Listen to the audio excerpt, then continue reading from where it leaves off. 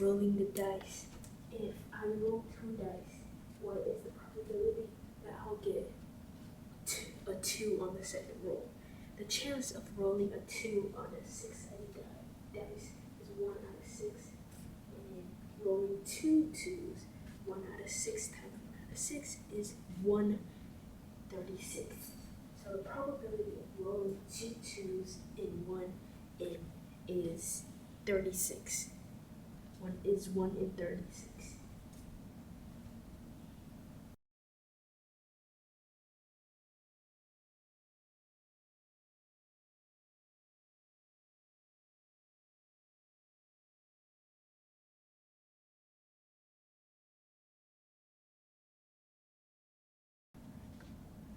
Hey, these are just behavioral questions. I know, right? But like you don't need to. What if they throw in something like this equation? I will be prepared. That was last. It's like that'll look even better because it's like, oh, this person knows their game. They know what they're talking about. So, if I can, I know the behavioral questions are solid. They're just personality questions, and I have that. But what if they do sneak in like a quantitative question? Then it's like, oh, you have personality and you know your stuff. Like, you didn't have to even study for it. Little do they know that, So it's like extra points, bonus points, brownie points, if you will. We can practice together if you want. You can practice. Perfect. I just need my folder. Okay. Bet. All right. Practice this table right here. Okay. Perfect. Got it. All right.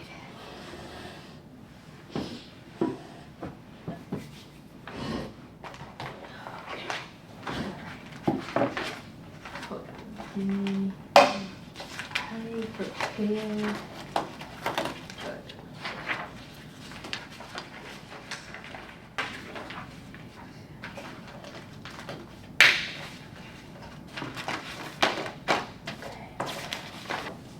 You know what?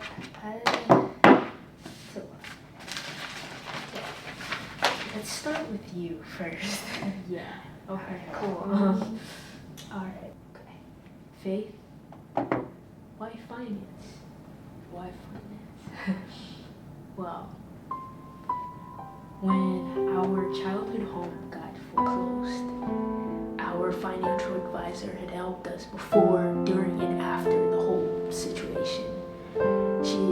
She wasn't just like giving us advice. She had let us stay with her when we had nowhere to go. And we got to stay for her. Sorry. We got to stay with her for a week.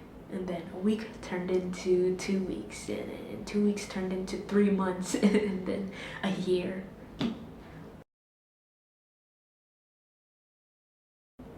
All my friends, they make fun of me for choosing finance. They're more like humanitarian, like social work type. And it's because they think it's all numbers and it's all charts and it's not just charts and shit. It's sorry. Sorry. It's just they don't just hand you a plan and say go ahead, go crazy. They set the foundation that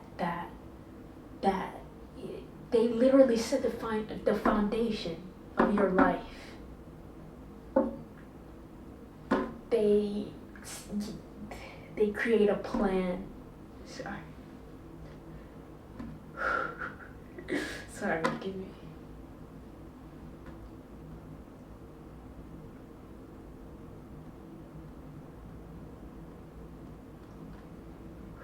It's not just charts. And it's not just a plan that they hand you and say, go ahead, It's not just writing on paper, cool graphs, it's colors, it's Excel, it's an actual foundation.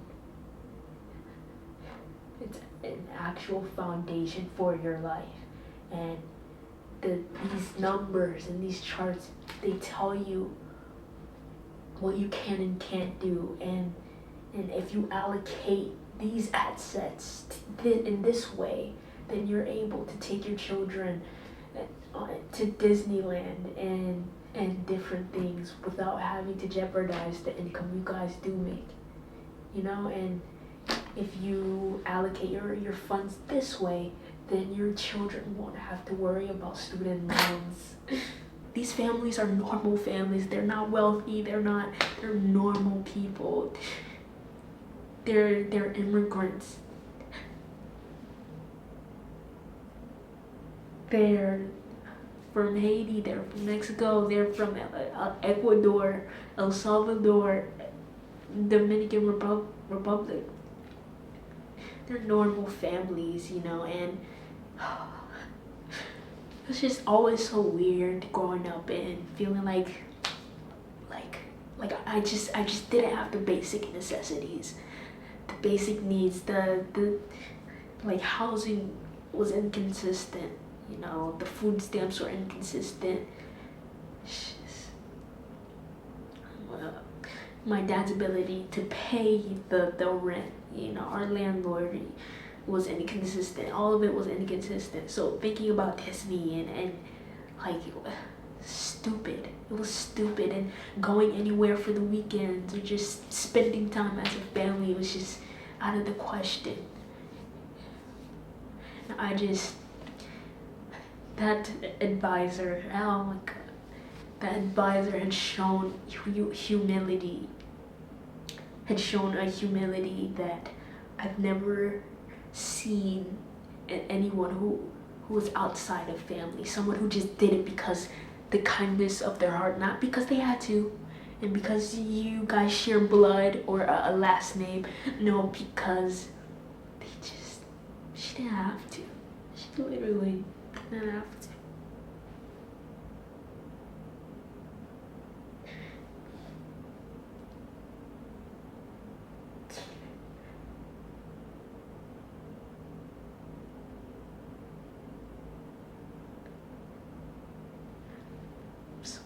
I'm so sorry.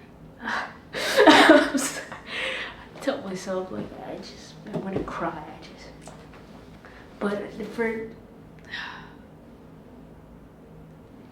I just want to be able to provide that same comfort and that same stability to a family out there that just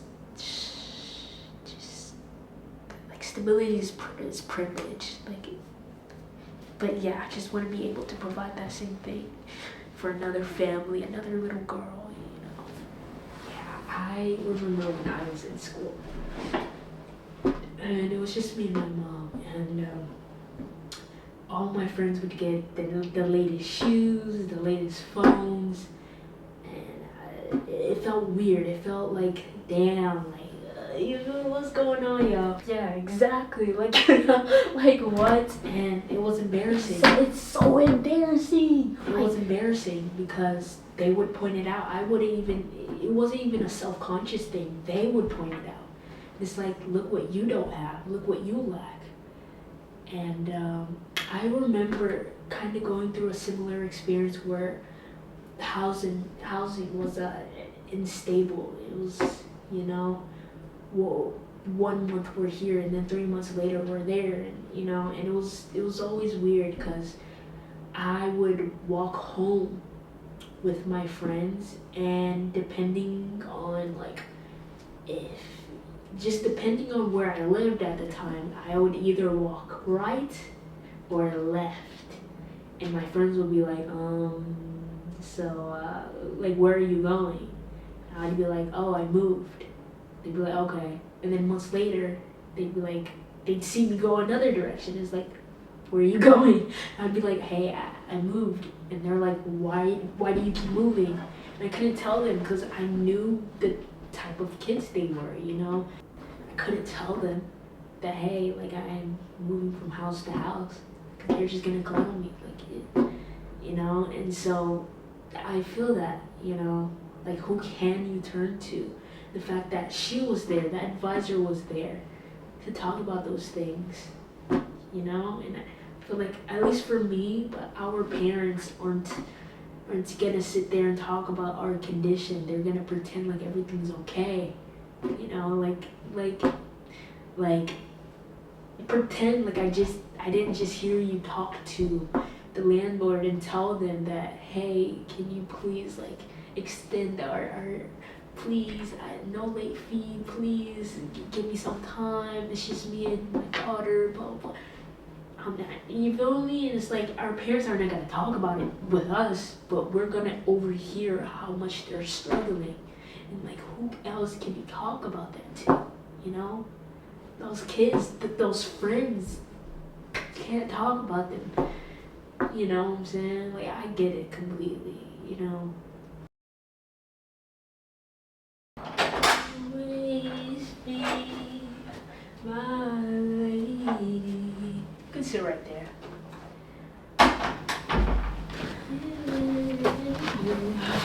So, how are you doing today? It was pretty good. It's good to hear. Alright, we're just gonna get straight into it, okay? Straight to it, okay. First off, we start off with the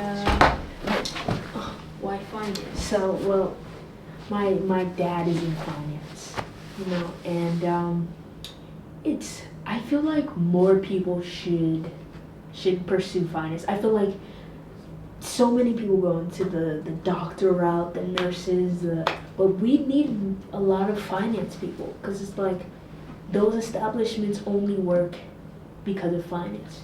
But anyway, it's stable. It helps the world run round. It also runs in my family, so it's in my blood. It's why, you know, it's why we can enjoy these amusement parks and these establishments, because the finance behind it. You know, the reason why McDonald's is still here, because the finance behind it. The reason Toys R Us isn't, the finance behind it. So it's like finance. Without finance, we have nothing. You know, it's in my blood. I can do this all day. I can talk about this all day. You know. So. Okay. Nice. It's like a natural inclination for.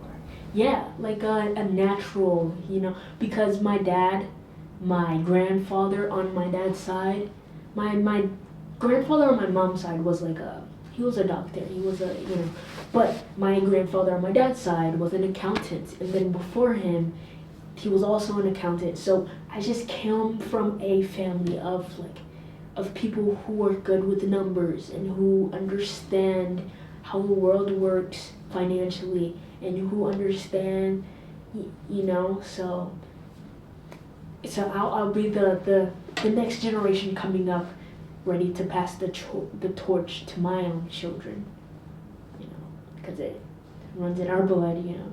So, like, my dad, he used to would be in the kitchen before he went off to work, and I went off to school, and he'd be asking me questions like, hey, like, so what are the odds of you rolling two twos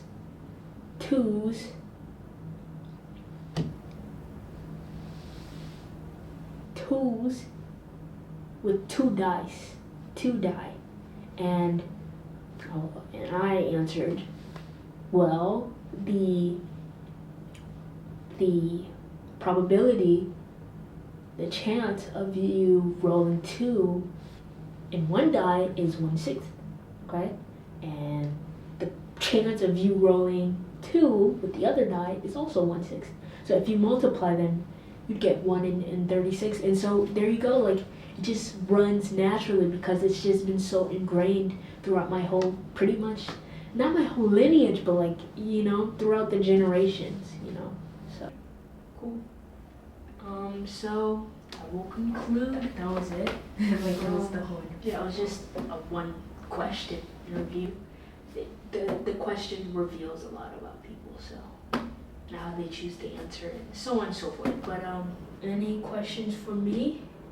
No, you've been like super clear, and like all the instructions on the in the email was clear as day, so I understand everything.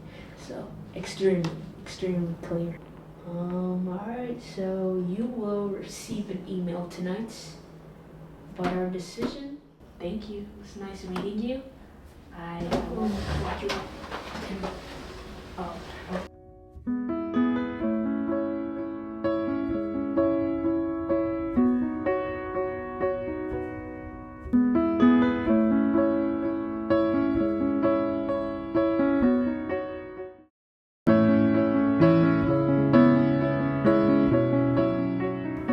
Like stability is privilege.